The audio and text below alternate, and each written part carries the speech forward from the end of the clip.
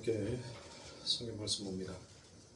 오늘은 요한복음 10장 22절부터 42절까지 말씀 중에서 22절에 기록되어 있는 한 절의 말씀을 함께 봉독하도록 하겠습니다. 요한복음 10장 22절의 말씀을 다 찾으신 줄 알고 한 목소리로 봉독합니다. 예루살렘의 수준자리 이르느니 때는 겨울이라. 아멘. 자, 오늘은 예수는 왜 죽을 수밖에 없는가에 대해서 여러분들과 함께 은혜를 나누도록 하겠습니다. 제가 이 요한복음을 여러분들과 설교를 할 때 예전에도 한번 언급한 바가 있습니다. 이 요한복음은 크게 두 부분으로 나누어진다라고 여러분들에게 말씀을 드렸죠. 그래서 그 첫 번째가 지금까지 우리가 공부하고 있었던 바로 요한복음 10장까지가 바로 제1부의 말씀이고, 그리고 11장부터 21장까지의 말씀이 제2부의 말씀이 됩니다. 그래서 그 첫 번째 부분인 1부에 속하는 1장부터 10장까지의 말씀은 예수님이 유대인들에게 약속된 메시아임이 여러 가지 이적들과 함께 제시가 되고 있더란 것입니다.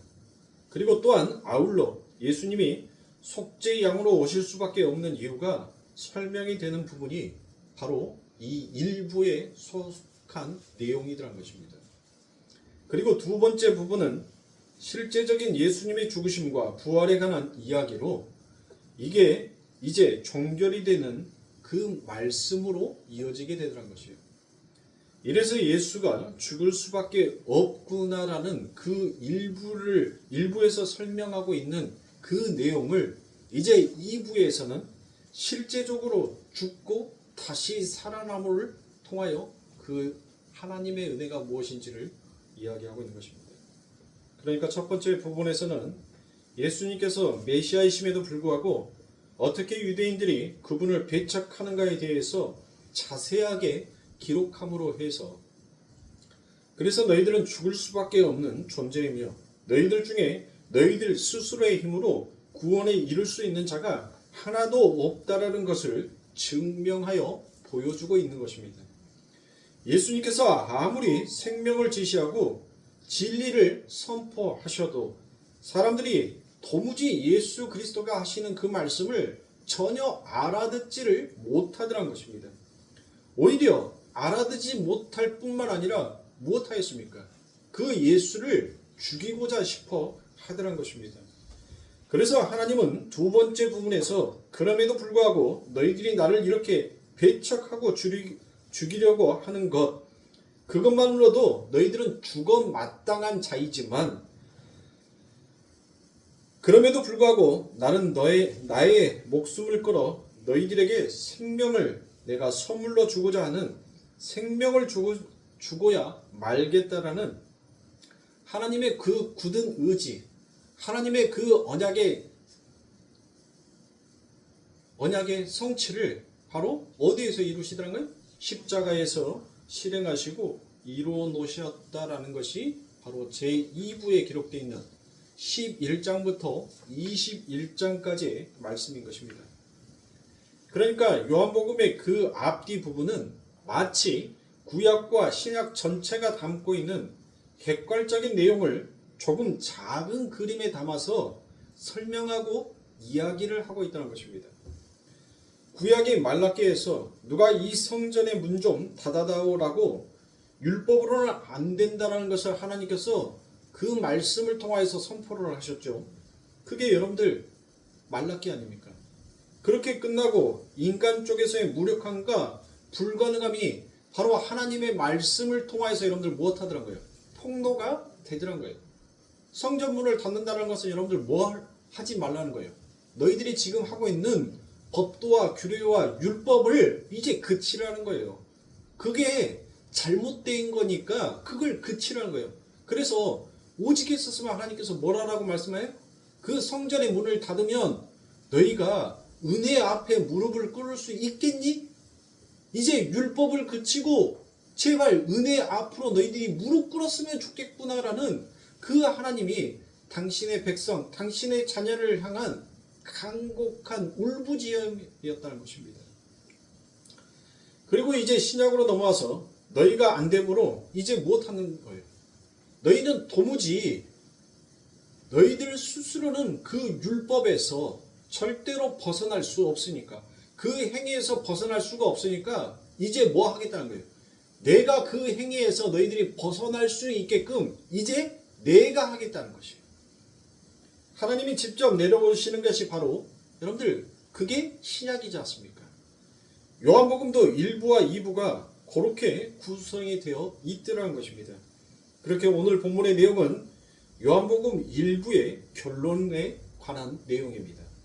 그러면 그 1부의 결론이 어떻게 여러분들 맺어지고 있더라는 거예요.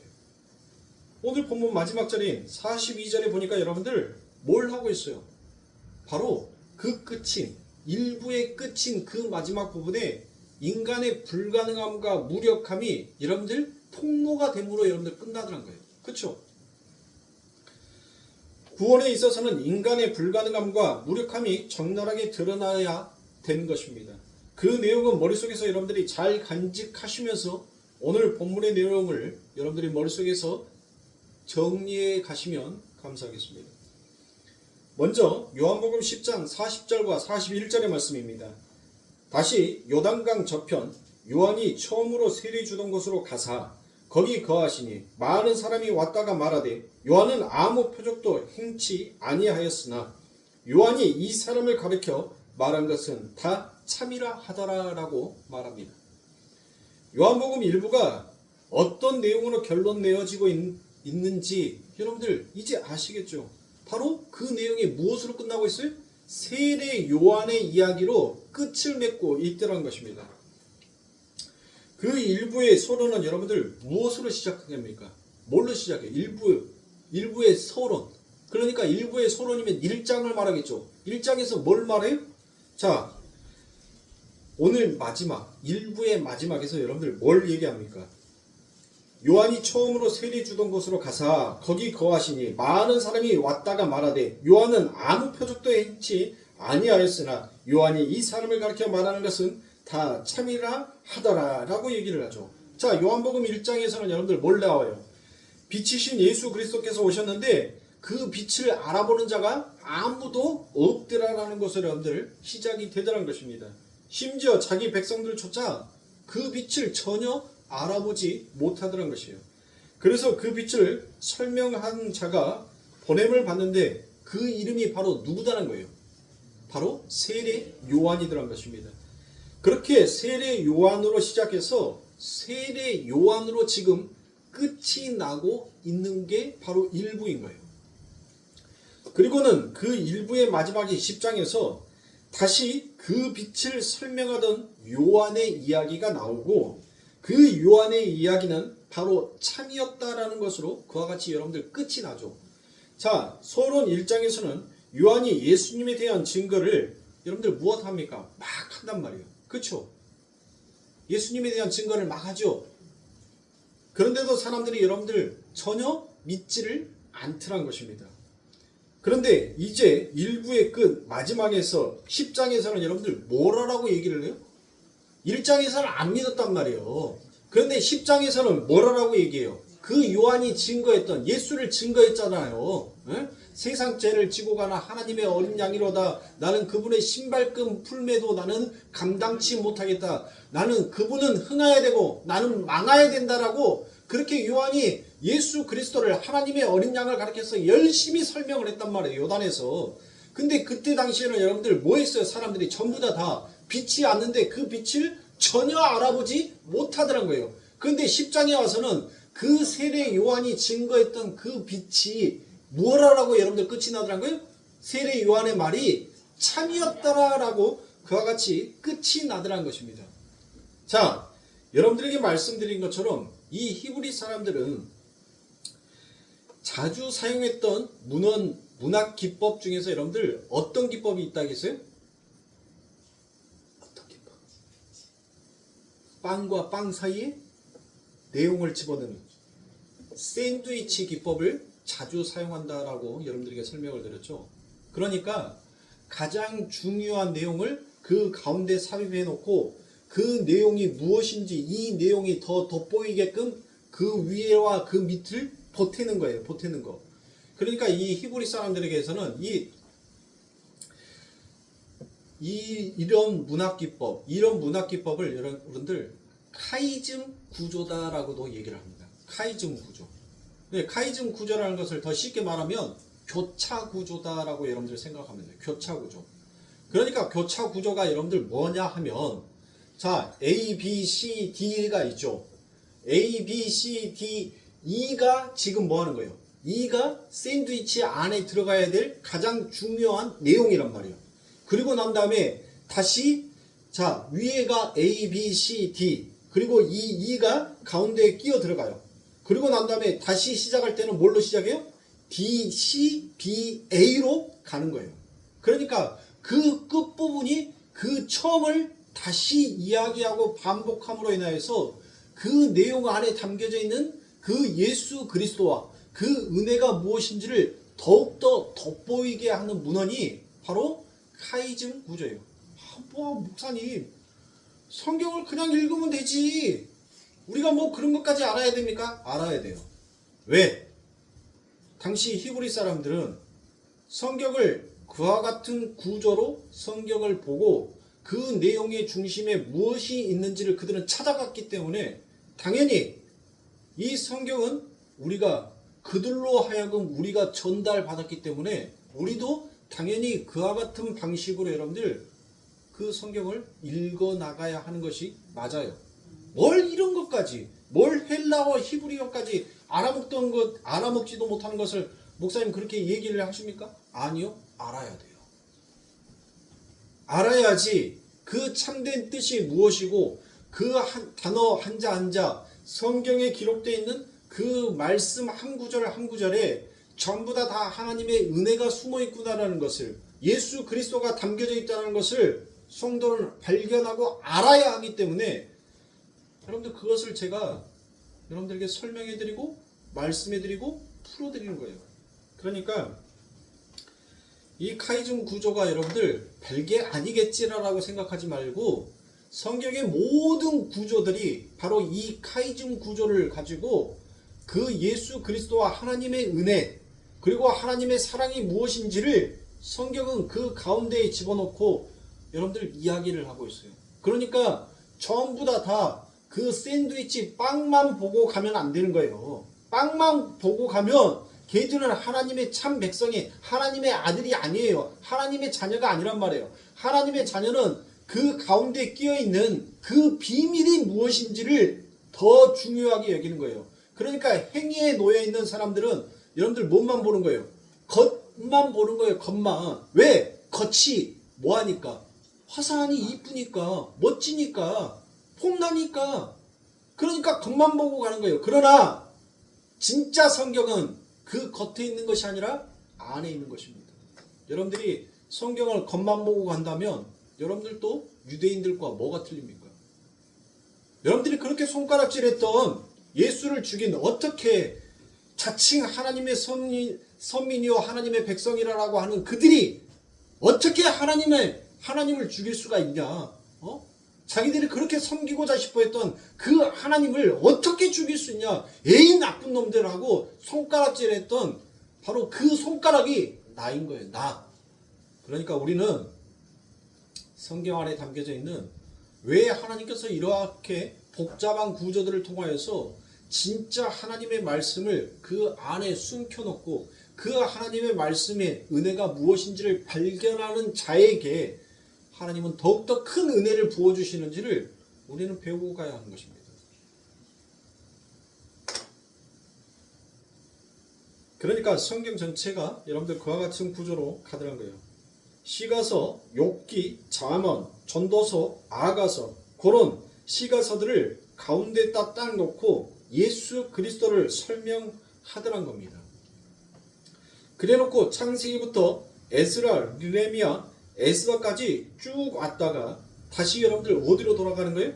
에레미야와 이사야로 쭉 가더란 것입니다. 그리고 어디에서 끝나는 거예요? 성경이 어디에서 끝나요?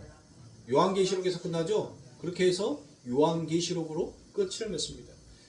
그러니까 카이리즘 구조라는 것은 바로 요한복음 1장부터 10장까지의 내용을 잘 보시면 바로 그 수미일치법과 바로 그 카이리즘 구조가 사용되고 있음을 우리는 알 수 있습니다. 어떻게 알 수 있어요? 자, 이렇게 말하면 어디가 A고 어디가 B고 우리 성도님들은 과히 찾을 수가 없지 않습니까? 제가 그래서 이 요한복음의 말씀만을 가져다가 여러분들에게 설명을 드릴 테니까 여러분들이 잘 머릿속에 듣고 정리를 하시면서 모든 성경의 부분들을 마침 이와 같은 카이즘 구조, 지금 우리가 마태복음을 읽든 마가복음을 읽든 누가복음을 읽든 그 안에 담겨져 있는 진짜 하나님께서 알맹이로 놓은 그 말씀이 어떤 것인지를 여러분들이 찾아갈 수 있어야 돼요.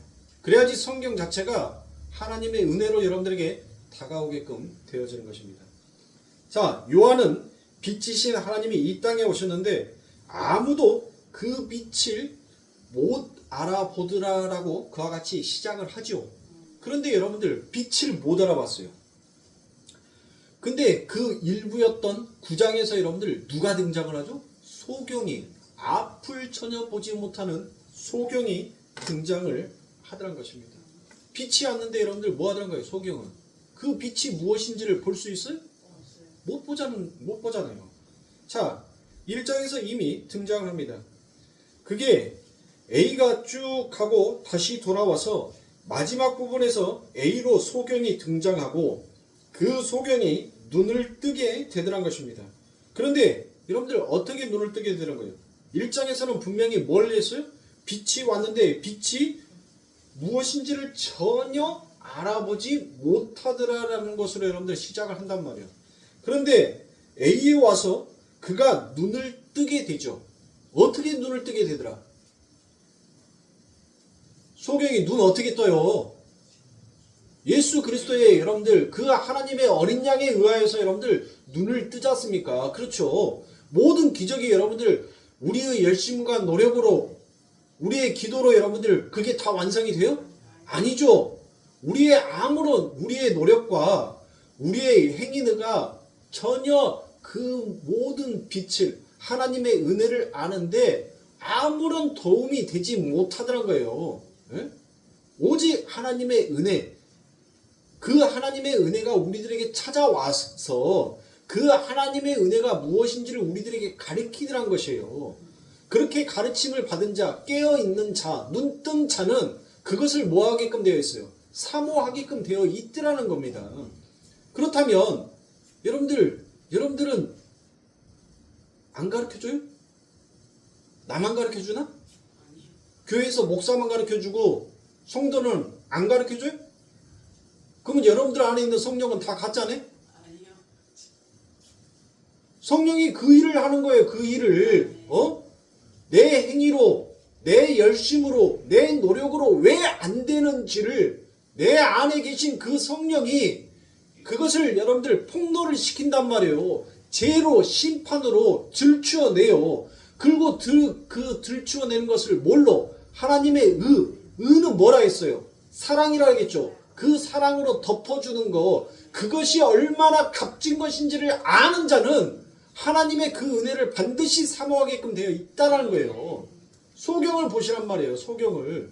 예? 소경이 뭐 했어요? 눈 뜨고 난 다음에 땡큐! 네가 난 눈 뜨게 해준 것은 감사하고 이제부터는 내가 볼 수 있으니까 내가 내 갈 길 갈게라고 그랬어요? 어쨌냐고요? 그러면 소경이 눈치 있으면 구장을 얻는 피겠다. 그 소경이 예수에게 다시 오잖아요. 예수에게 다시 온단 말이에요. 바로 그거예요. 진짜 하나님의 은혜에 눈뜬 자는 그 하나님의 은혜 앞에 무릎 꿇을 수밖에 없는 거예요. 하나님을 찾을 수밖에 없더란 겁니다. 그거를 지금 얘기하는 거예요. 너희의 열심, 너희의 노력으로 너희가 어떤 구원을 그 은혜를 완성하는 것이 아니라 네가 진짜 하나님의 은혜에 의해서 눈뜬 자가 많고 네가 진짜 살아난 자가 맞다면 너는 무엇한다는 거예요? 이제 그 예수 그리스도 앞에 무릎 꿇을 수밖에 없는 자다라는 것을 네가 깨우쳤다면 누구에게 가는 거예요? 세상에 가요? 눈 뜨고 난 다음에 아싸! 나 눈 떴어. 이제 내가 그동안 그동안 하지 못했던 거 내가 이제 다 할 거야 라고 세상으로 뛰쳐나갔나요? 아니라는 거예요. 진짜 눈뜬 자는 하나님의 은혜로 달려가더라는 겁니다. 그게 바로 성도라는 거예요. 그것을 바로 지금 이 1장과 9장의 말씀을 가져다가 예수 그리스도의 은혜를 더욱더 부각시키고 있는 것입니다. 그렇게 빛이신 예수님이 오셨는데 사람들이 전혀 알아보지 못하더란 것입니다. 그들에게 빛을 주시기 위해 빛이신 그분이 제물이 되어서 죽는 것, 그것이 바로 구원이다라는 설명하는 것이 바로 이 요한복음 1장부터 10장까지인 이 일부의 주제인 거예요. 그게. 그래서 오늘 본문이 10장 마지막에서 인간들의 모든 열심과 노력이 기각되고 어린 양 예수의 죽으심이 예시되고 있더라는 것입니다. 그 내용은 우리가 지금까지 여러분들과 은혜 나누었던 크고 작은 에피소드의 공이 다 담겨져 있는, 다 드러나 있는 내용입니다. 6장에서도 그랬고 7장과 8장은 초막절과 유월절을 배경으로 한 모든 에피소드들이 전부 다 그 얘기로 가지 않습니까? 그렇죠. 너희들의 열심으로는 되지 않는다. 내게 와서 마셔라. 그렇죠. 네? 내게 와서 마셔라. 내가 너희들에게, 세상의 사람들은 여러분들 뭐 했어요? 떡을 달라고 왔지만 예수님은 뭐라고 합니까? 너희들이 떡으로 배부를 것이 아니라 하나님의 말씀으로 배불러야 한다라고 하시면서 이제 내가 너희들을 배부르게 할 테니까 내 살을 먹어라 라고 얘기를 하잖아요.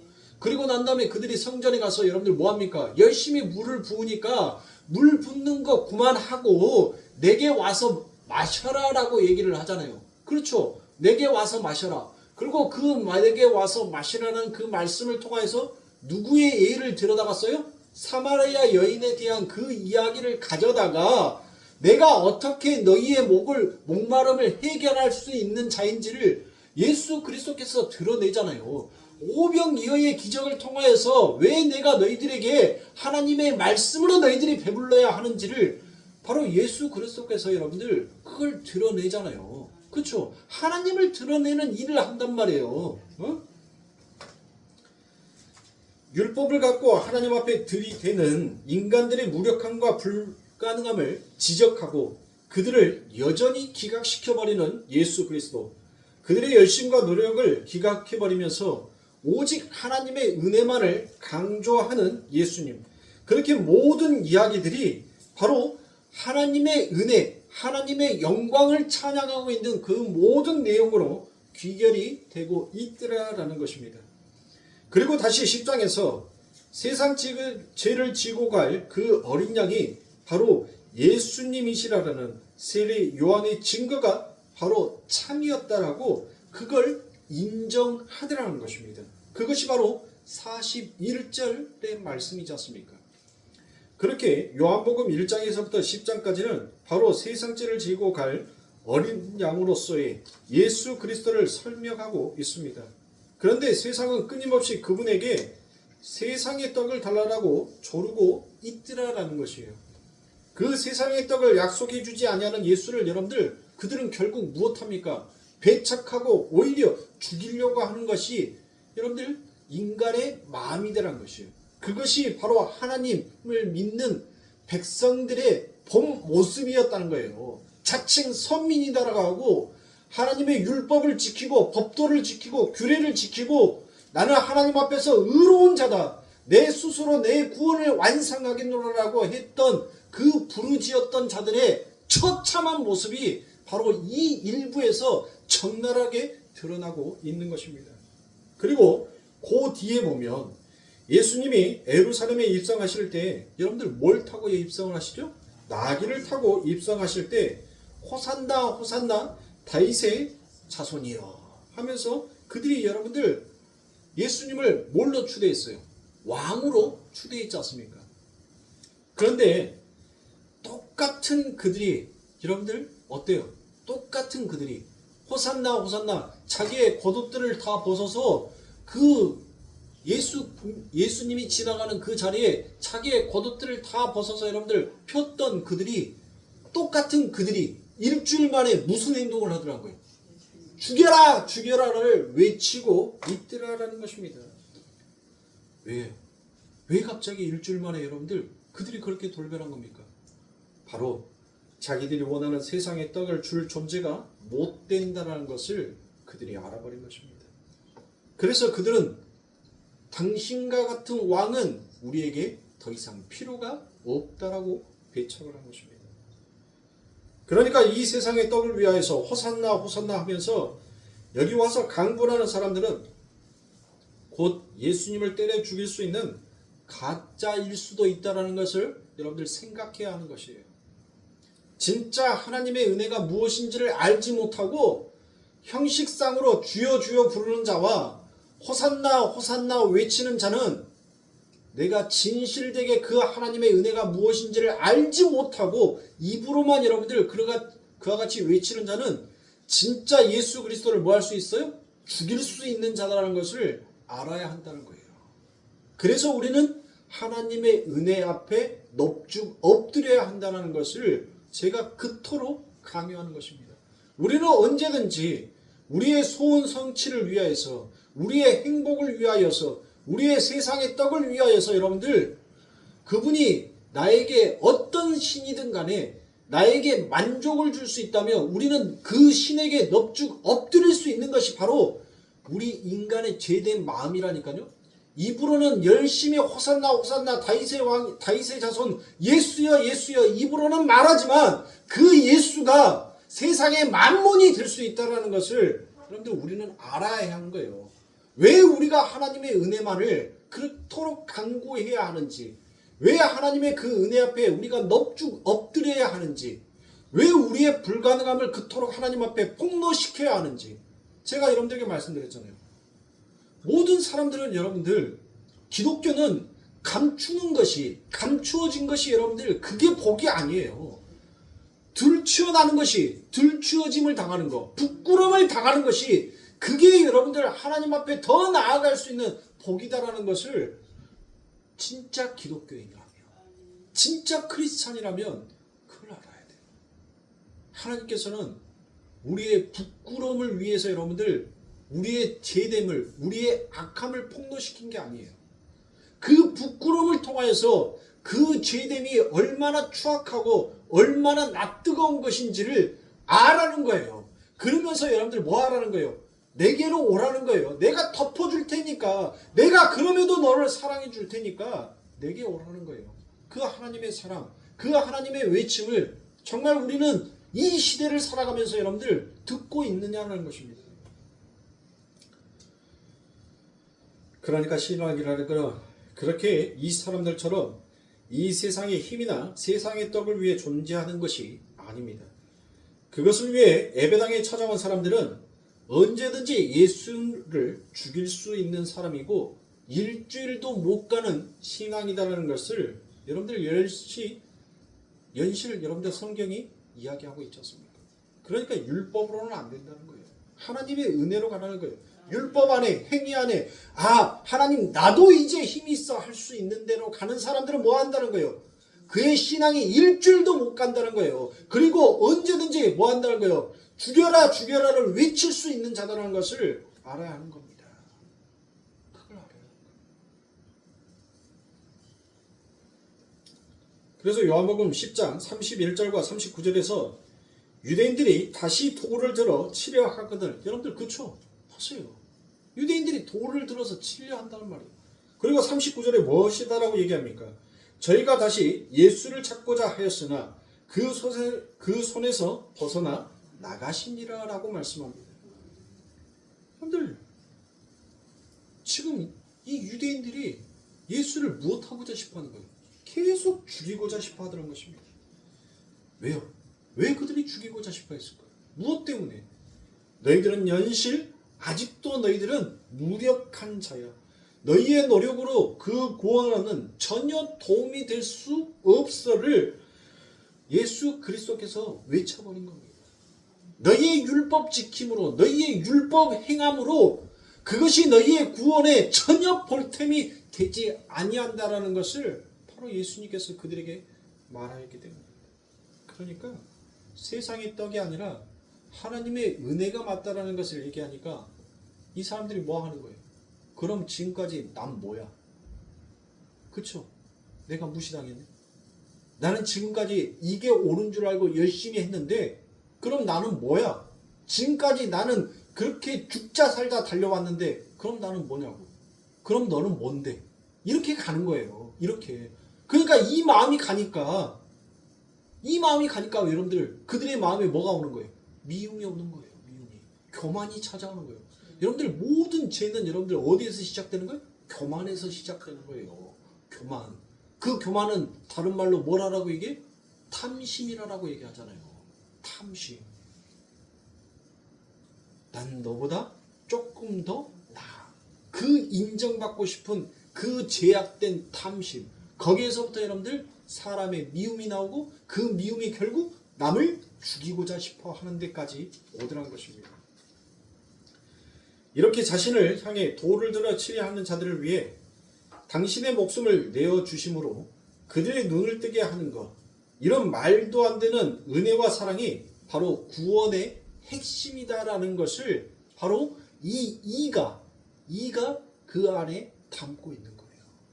그러니까 성경 안에서 여러분들 우리는 뭘 볼 수 있어야 돼요? 뭐? 은혜와 사랑이 구원의 핵심이구나라는 이 주된 내용을 그 가운데 가지고 A, B, C, D, D, C, B, A로 여러분들 그 구조를 읽어 나가면 되는 거예요. 그러니까 모든 성경 안에는 바로 이게 핵심이라니까요. 은혜와 사랑이 핵심이에요. 성경 안에 모든 내용이 이 은혜와 사랑이 무엇인지를 설명하기 위해 그 옆에다가 모든 배경과 상황과 사건들을 만들어서 놔둔 거예요. 놔둔 거. 그리고 이게 딱 드러나오더란 거예요. 그러니까 이게 드러나온 게 뭐예요? 그게 바로 예수 그리스도 아닙니까? 조금 더 여러분들에게 구체적으로 한번 설명을 해드리겠습니다. 그렇게 처절하고 불가능하며 무력한 죄인들의 실체에 대해서 일부의 결론인 오늘 본문이 여러분들 어떻게 묘사를 하고 있는지 한번 보시란 말이에요. 우리가 읽었던 22절의 말씀을 보니까 여러분들 무슨 절이 나와요? 수전절. 자, 그러면 이스라엘의 7대 절기가 뭐죠? 순서대로 말 안 해도 돼. 그냥 7개만 말하시면 돼. 7개만. 고개 숙이지 말고. 다 얼굴 저 쳐다보고 쫙 한 목소리를 얘기해. 준비 시작. 네, 6월절. 추장절?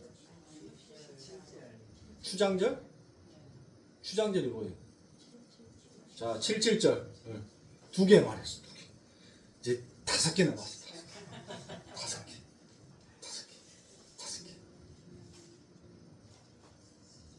자, 6월절. 그 다음에 무교절. 6월절과 무교절은 같이 묶죠. 6월절과 무교절. 그 다음에 6월절과 무교절. 다음에 초실절. 그리고 난 다음에 우리가 엊그저께 우리 그렇죠. 77절이라 하기도 하고 오순절이라 하기도 하고 이날을 맥추절이라고도 하지요. 자, 그게 네 번째. 그리고 난 다음에 그렇죠. 나팔 부는 거. 그 다음에 나팔 불었으니까 이제 내 죄가 뭐 해야 돼? 내 죄가 사함을 받아야 되잖아요. 사함 받는 일을 뭐라 하게?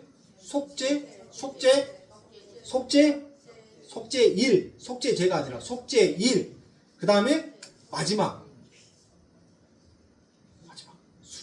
수장절. 그렇죠. 이게 여러분들 이스라엘의 7대 절기예요. 눈 씻고 쳐다봐도 요놈의 수장절은 어디에 끼어 있는 절기지? 여러분들 어디에 끼어 있는 절기예요? 구약의 제사에는 번제라고 되어 있지. 예? 절로는 안 되어 있잖아요. 근데 이놈의 수전절은 도대체 어디서 온 놈이요? 이스라엘의 7대 절기 안에도 안 들어가 있고 그 7대 절기에 그 가운데에 끼어 들어간 절기도 아니란 말이에요. 그러면 이게 도대체 뭐냔 말이에요. 자, 보시죠. 요한복음 1부의 마지막에 수전절로 그 배경을 삼고 있습니다. 6월절, 초막절 여러분들 다 나오죠. 그런데 여기에서는 수전절이다라고 그렇게 기록을 하고 있어요. 자, 수전절은 여러분들이 아시다시피 유대인들의 절기 중 하노카라는 것을 여러분들이 들어보셨을 겁니다. 하노카. 그 수전절은 율법에서 하나님이 지키라고 주신 율법에서 요구된 절기가 아닙니다. 이것은 바로 안티오코스 에피파네스에 의해서 더럽혀진 성전을 에피쿠스가 여러분들 어떻게 성전을 더럽혔어요? 돼지는 여러분들 뭐합니까? 하나님께서 부정한 것으로 해서 제사를 지내게 해요? 안 해요? 안 하죠. 근데 얘가 뭘 합니까? 에피파네스가 그 성전에서 돼지의 피를 뿌려버려요. 돼지로 막 제사를 지내버린단 말이에요. 그러면 여러분들 뭐 하는 거예요? 성전이 더럽혀졌잖아요. 그리고 그뿐만이 아니에요. 성전에다가 제우스 신상을 세워놓기도 했습니다.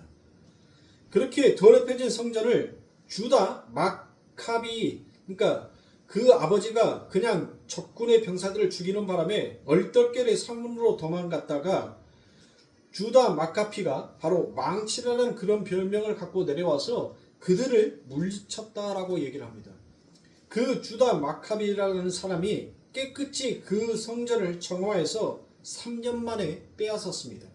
하나님께 그 성전을 봉헌하는 것을 기념하는 절기가 바로 수전절입니다. 지금 유대인들은 크리스마스 전후로 12월 그 여드레를 바로 하누카라고 해서 여러분들 아직도 지키고 있어요. 걔들은 크리스마스를 별로 중요한 절기로 여러분들 여기지 않습니다. 크리스마스는 그냥 먹고 웃고 떠드는 그냥 하나의 축제라고 여러분들 생각하는 거예요. 왜요? 왜 유대인들은 여러분들 이 크리스마스를 별로 중요한 절기로 생각하지 않을까요? 그들에게는 아직 다윗과 같은 그 메시아가 오지 아니하였다라고 믿는 거예요. 그러니까 전적으로 이 유대인들은 예수 그리스도를 인정하지 않습니다. 그걸 하나님의 아들로 메시아로 인정하지 아니하기에 그 예수 그리스도의 탄생을 그들은 여전히 인정하지 않는 거예요. 그리고 오히려 이 수전절인 하누카라는 그 절을 더 축제로 더 기쁨으로 여기고 여러분들 그들은 하나님 앞에 제사를 지내는 거예요. 왜? 빼앗긴 성전을, 더럽혀진 성전을 다시 되찾았기 때문에. 그것만큼 그들에게는 더 큰 절기가 없거든요. 왜? 왜 그럴까요? 왜 그들이 여러분들이 이 수전절을 그것도 겨울에, 그렇죠? 예수께서 성전 안 솔로몬의 행각에 다니시니 그때는 바로 무엇이다라고 얘기해요. 23절에 제가 읽었고 22절 그 뒷부분에 보니 이 수전절이 이르니 때는 겨울이라. 그거 보세요. 여전히 그들은 뭐에 빠져 있다는 거예요? 자신의 율법 행위. 나는 여전히 힘이 있어. 언제든지 빼앗긴 성전을, 더럽혀진 성전을 다시 되찾아서 하나님 앞에 멋지게 제사를 드릴 수 있는 우리에게는 그런 힘이 있고 그런 능력이 있어를 여러분들 그들은 여전히 부각시키고 있더란 것입니다. 그러니까 그들은 여러분들 뭘 거부하고 있는 거예요? 하나님의 은혜를 여전히 거부하고 있는 것이에요. 그들은 열심히 자신의 행위를 인정하고 자신의 행위로 구원에 이를 수 있다라고 여러분들 그들은 굳건히 믿고 있는 거예요. 그럼 여러분들 타 종교랑 여러분들 뭐가 다르냔 말이에요. 에? 자신의 행위로 그 구원에 이룰 수 있다는 거. 적과 꿀이 흐르는 다시 다윗과 같은 그 나라가 자신의 삶 가운데 올 거라고, 적과 꿀이 흐르는 그와 같은 땅에 나는 갈 거라는, 우리 선진들이 다 거기로 갔으니까 나도 거기로 갈 거라는 그와 같은 꿈을 안고 그들은 열심히 그 구원을 완성하기 위해 오늘도 여러분들 열심을 내고 있단 말이에요. 그러면 그들이 말하는 종교성과 세상이 너희들은 우리와 달라라고 얘기하는 그들과 뭐가 틀리냔 말이에요. 뭐가? 믿는 신만 틀릴 뿐이지 그들의 행위나 지금 유대인의 행위나 똑같잖아요, 여러분들. 철해 보세요. 네? 부처한테 3,000문제 드리고 해탈하고 공양하고 선행을 쌓으면 자기가 극락왕생할 수 있다라고 해요. 윤희하며. 그거랑 뭐가 틀리냔 말이에요.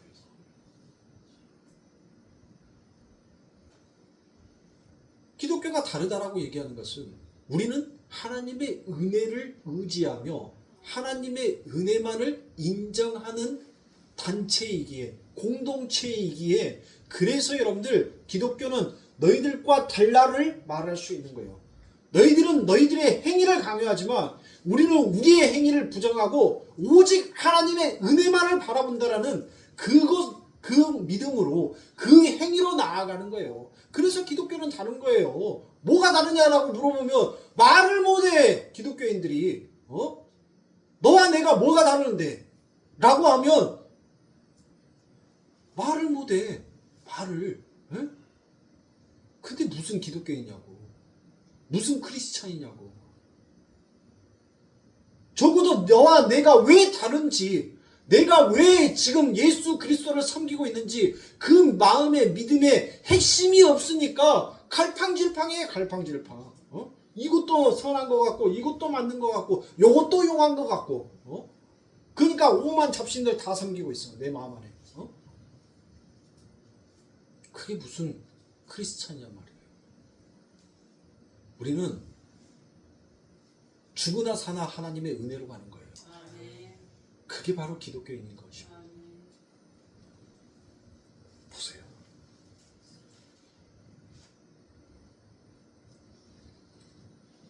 수전제란 하나님 앞에 내어놓을 수 있는 인간들의 행위를 대표하는 절기였었습니다. 그러니까 지금까지 요한복음은 계속하여서 인간 쪽의 열심이나 자격, 한마디로 율법을 기각하고 오직 하나님의 은혜만을 강조해 오고 있더라라는 것입니다. 그런데 유대인들은 계속해서 자신들의 종교 행위나 자신들의 열심을 내어놓고 그것을 구원의 근거로 삼고 있음을 바로 결론 부분에 붙여놓습니다. 그렇다면 오늘 저와 여러분들에게 이 글을 읽고 있는 독자에게 성경은 무엇을 얘기하고 있을까요? 바로 두 가지겠죠. 너희가 하나님의 은혜냐? 너희의 행위냐? 그걸 묻고 있는 거예요. 너희 지금 너희의 위치가, 너희의 서 있는 자리가 어디냐는 거예요. 너희의 율법 지킴이냐? 하나님의 은혜냐? 그거를 성경은 오늘 이 독자들에게 묻고 있는 것입니다. 그걸 물으면서 여러분들 뭘 잊어버리면 안 된다고요? 이가 뭐예요? 구원의 핵심. 그렇죠. 그 사랑과 은혜를 잊어버리면 안 된다. 성경은 우리들에게 질문을 던져요. 그런데 그 질문이 우리를 죽이기 위한 질문이 아니라 내가 서 있는 위치가 죽음의 자리면 이제 생명의 자리로 옮길 수 있는 기회를 주는 것이 바로 이 성경의 말씀이라는 것입니다. 근데 그걸 모르더라고요.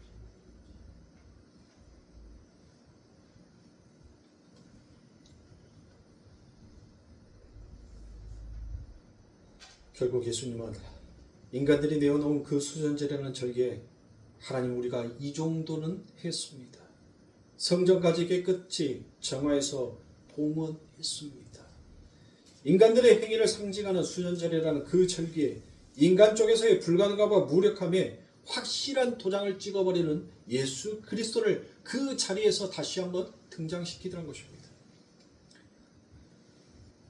초막절을 배경으로 한 데에서는 뭐라 그랬습니까? 내가 물이다, 내가 생수다, 내가 촛불이다 라고 그와 같이 말씀하지 않습니까? 왜? 초막절에는 제단에다가 물을 갖다 부어야 되고 촛불을 밝혀야 하는데 그런 행위로 너희가 구원 못 받는다는 것을 예수 그리스도께서 다시 한번 폭로시키지 않습니까? 너희들의 그 어떤 행위로도 그 성전에 하늘비가 온다 할지라도 너희는 구원 완성 못해를 뭐 하는 거예요? 예수 그리스도께서 폭로시키고 말씀하시는 것입니다. 자, 오늘 본문을 잘 보시면 인간의 하나님 앞에 봉헌한 성전을 자랑스럽게 기념하는 그 절기에 진짜 성전이신 예수님이 오히려 홀대를 당하고 있는 그 극명한 대조를 드러내고 있다는 것입니다. 여러분도 아시다시피 요한복음 2장에서 예수님은 당신을 가리켜 성전이다라고 그와 같이 말씀하시지 아니하였습니까? 요한복음 2장 19절부터 21절까지 말씀입니다. 예수께서 대답하여 가라사대 너희가 이 성전을 헐라 내가 사흘 동안에 일으키리라. 유대인이 가로되 이 성전은 46년 동안에 지었거늘 내가 3일 동안에 일으키겠느냐 하더라. 그러나 예수는 성전된 자기 육체를 가리켜 말씀하신 것이라고 이야기합니다. 그쵸? 성전은 누구다? 예수 그리스도다라고 얘기하지 않습니까? 하나님이 거하시는 하나님의 초소를 말씀합니다. 하나님은 가시적이고 물질적인 그 성전을 통하여서 죄인들과 하나님이 거룩히 죄와 하나님의 거룩이 어떻게 만날 수 있고 그게 안 되는지를 여러분들 이야기하고 있는 것입니다. 그런데 어떻게 여러분들 만날 수 있고 또 어떻게 함께 거할 수 있게 되는가를 설명하는 것이 여러분들 성전이지 않습니까? 그 가시적이며 물질적인 성전이 담고 있는 모든 내용을 한마디로 줄여서 여러분들 무엇이다라고 얘기합니까? 네? 바로 예수 그리스도라는 것입니다. 그러니까 성전은 예수요, 성전의 구조 또한 예수겠죠.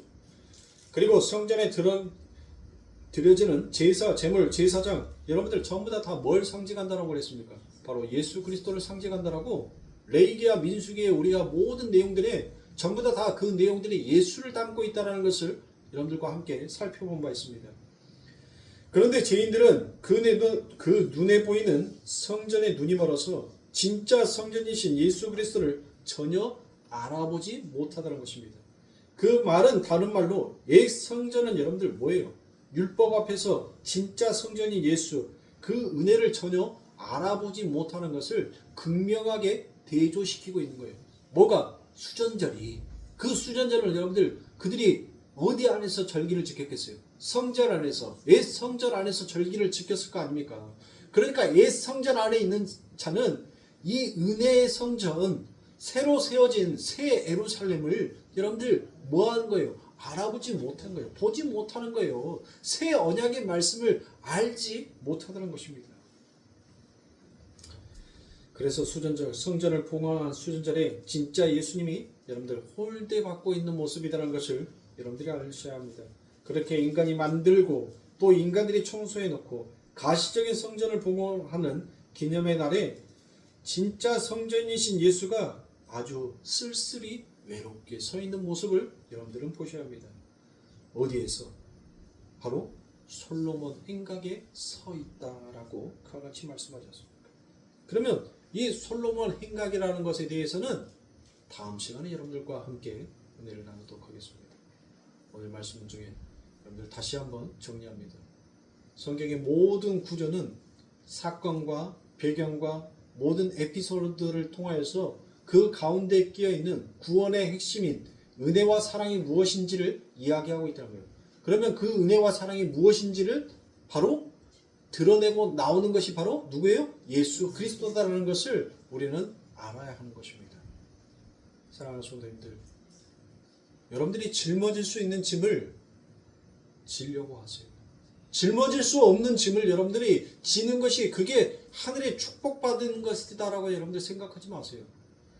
내가 짊어질 수 있는 몸무게가 내가 짐이 20kg면 그 20kg 안에서 내게 짐을 지어주시는 분에게 오히려 우리는 감사해야 하는 거예요. 어떤 사람이 나는 20kg짜리 짐을 짊어지고 가는데 어떤 사람이 80kg짜리 짐을 지고 가. 우와 좋겠다. 나보다 더 많은 것들을 등에다 지고 가니까 좋겠다라고 여러분들 생각하지 마시란 말이에요. 여러분들이 80kg짜리 짐을 지면 못 일어나요. 못 일어나면 죽는 거예요. 너희는 흑인이 흑으로 돌아갈지니라. 일어서지 못하면 죽는 거란 말이에요. 오늘도 내가 짊어질 수 있는 그 무게를, 내가 감당할 수 있는 그 일들을 허락하시고 나를 이렇게 세워주신 그 하나님을 우리는 볼 수 있어야 합니다. 여러분들은 어디에 서 있습니까? 율법 위에 서 있습니까? 은혜 위에 서 있습니까? 여러분들이 율법 위에 서 있다면 와서 여러분들의 길을 돌이켜서 생명의 길로 다시 오시길 바랍니다. 하나님은 오늘도 당신의 사랑하는 자녀들이 그 생명 안에 머물러 있기를 하나님은 소원하시고 간절히 원하십니다. 그래서 이 세상을 끝내지 아니하시고 여전히 유지시키시는 것은 돌아와야 할 내 백성이 내 자식이 있기에 하나님은 그 문을 닫지 아니하시고 열어두고 계시는 하나님이라는 것을 알고 사랑하는 성도님들, 모든 것이 은혜요, 모든 것들을 하나님의 은혜 앞에 찬양할 수 있는 우리 성도님들이 되길 주님의 이름으로 축원합니다.